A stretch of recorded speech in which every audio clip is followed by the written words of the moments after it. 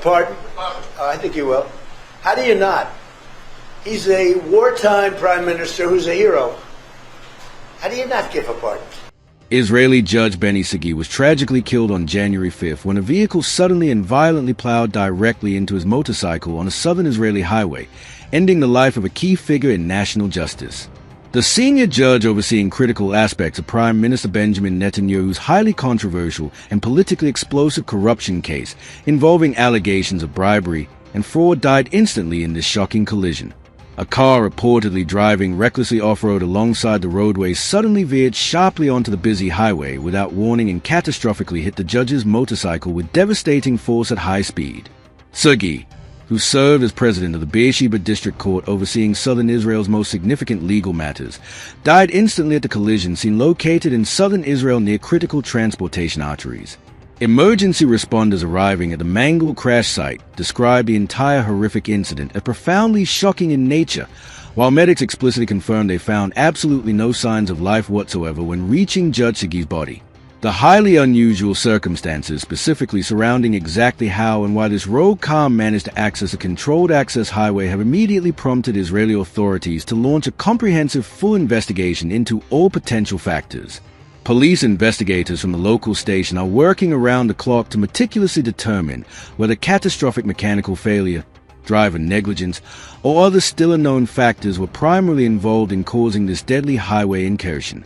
News reporting his completely unexpected and untimely death has sent powerful shockwaves rippling immediately through both Israel's normally stoic legal establishment and the deeply polarized political establishment in Jerusalem.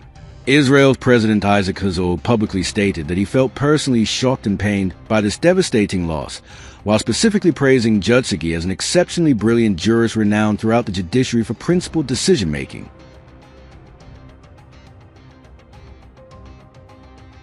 This fatal incident unfolded just days after Israeli President Herzog categorically denied President Trump's optimistic public claim suggesting that a presidential pardon for embattled Netanyahu was actively on its way through official channels.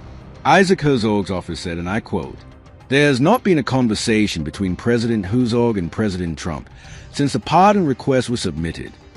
Unquote. Back in November 2025, President Trump formally requested through an official diplomatic letter delivered to his Israeli counterpart that President Herzog immediately issue a full and unconditional pardon clearing Netanyahu of all pending corruption charges. Then during December 2025, when Netanyahu visited the United States for high-level meetings, President Trump confidently reiterated to reporters that this crucial presidential pardon process was actively progressing and effectively on its way. I think you will. How do you not? He's a wartime prime minister who's a hero. How do you not give a pardon? I think it's a very hard thing not to do it. I spoke to the president, and he tells me it's on its way. Can't do better than that, right? However, brushing off intense international political pressure from Washington, President Herzog emphasized clearly that any final pardon decision would proceed strictly in full accordance with Israel's established constitutional procedures and judicial protocols. Prime Minister Benjamin Netanyahu remains the very first sitting Israeli prime minister throughout the nation's history to actually stand trial before a court on explosive felony charges encompassing fraud, breach of public trust, and straight bribery allegations, receiving lavish gifts from wealthy businessmen specifically in exchange for high-level political favors and regulatory leniency. Secret negotiations conducted with Yedioth Ahronoth newspaper executives promising favorable media coverage, providing valuable regulatory benefits directly to media mogul Shaul Ilovich explicitly for guaranteed positive coverage. Prime Minister Netanyahu has consistently pleaded not guilty to every single one of these damning charges leveled against him, while repeatedly labeling the entire protracted legal proceeding nothing less than a politically motivated witch hunt. Orchestrated by enemies, this sensational high-profile trial has already stretched painfully on across 4 tumultuous years, slowed considerably by Netanyahu's legal team employing numerous alleged delayed tactics alongside interruptions caused by Israel's ongoing Gaza war commitments. Should prosecutors ultimately secure conviction across these serious felony counts, Prime Minister Netanyahu could realistically face significant jail time behind bars, potentially up to a full decade of imprisonment specifically for the bribery-related charges alone.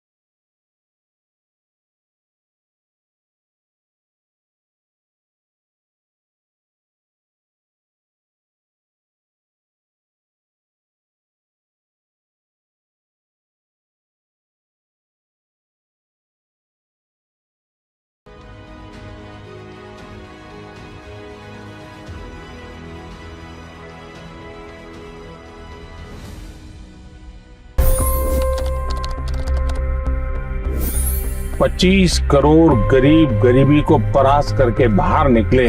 For the good of our nation, let's work together and let's truly make America great again. The fastest news breaks. Requested PM saying that look, you will have to speak to Putin and to Zelensky. The biggest newsmakers. The relationship with India is probably the most important bilateral relationship the U.S. will have for the rest of this century. The capital delivered quite an election result today. Expert analysis. The million-dollar question today is how to stop this dance of death. Ground reports. I'm standing at the crossroad of the Kumbh Mela. Behind me are more than 100 entry ghats. Long-form interviews. Exclusionary politics is reflected in Manipur case as well. You don't bother because this is a small state. Deep dive into burning issues. It's often said DRC could be the richest country in the whole world. It's because of what sits underneath. Why exactly did the US topple the Sheikh Hasina government? HT videos. We don't just break news, we break it down.